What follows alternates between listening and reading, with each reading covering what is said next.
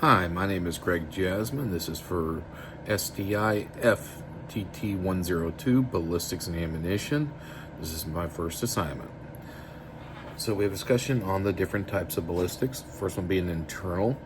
And doing outside research with Hornady regarding rimless versus root cases, how the round fits in the throat, overall efficiency on accuracy, basically the tighter it can fit, the essentially going down the grooves and being chambered, the better overall you're going to have with your ballistics. Now we have transitional ballistics, which I got a hold of the National Technical Reports Library, which is a government source, and they talked about different types of projectiles, basically helping the round go through the barrel. And that's what terminal ballistics is. It's the round going through the barrel. So they talked about like sabot slugs and fin projectiles to fit grooves and that kind of stuff. Ultimately, we do traditional rifling. That's kind of what won out. But they have tested a lot of other methods for that. Exterior ballistics. The most misused one in Hollywood.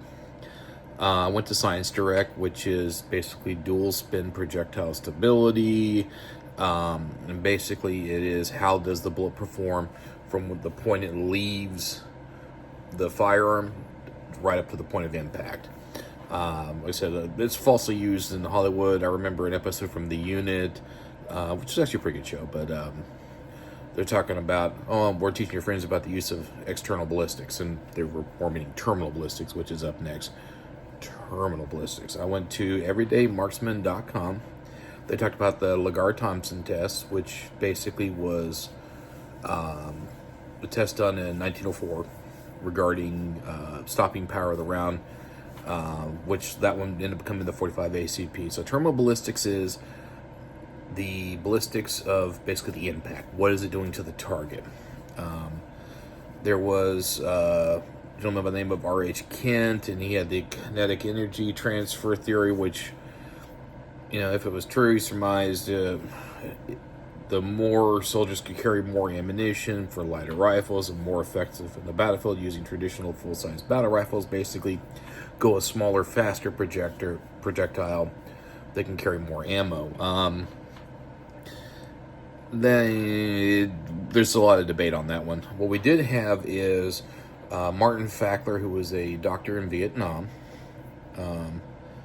What he discovered was realistically, the two biggest things that caused the most amount of damage was the temporary cavitation of once the projectile's enters the body, and then of course the permanent wound channel. So they both create the most damage, and that was what was doing the most amount of damage to our soldiers in Vietnam. And I do apologize, I know there's a little bit of a halo effect, just the nature of my light, unfortunately, my glasses. Sectional density. Woohoo! AmmunitionToGo.com defines sectional density as the mass of the bullet divided by the area it covers. Into a more layman's term, basically, more size and weight at the same velocity creates more damage. Think about it as a car crash. You have a Honda Civic, an F-150, and a cement truck all hit a brick wall doing the exact same speed, say 35 miles an hour. The Honda Civic crumples, the F-150 goes through the wall and stops, and the cement truck just like, did y'all feel a bump? Basically, that's the easiest way to sit there and explain that one. And lastly, bonded projectiles. Okay, I have actually dealt with this in a personal experience. And Russian ammo, 7.62 by 39 in Wolf. And basically, the material, the lead of the round, actually isn't lead. It's lead bonded with steel and other materials. You typically see that in basically where areas that lead's not necessarily the cheapest alternative. You also see it in some areas that are trying to go away from lead for more environmentally friendly stuff.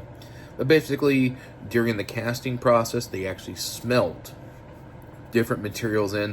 Of course, they have to do it at a higher temperature. Lead's a relatively low temperature for projectiles, so it is a more complicated process. Sometimes it's more expensive. Sometimes it's a lot cheaper in case of the Russian ammo. It just depends where you're at.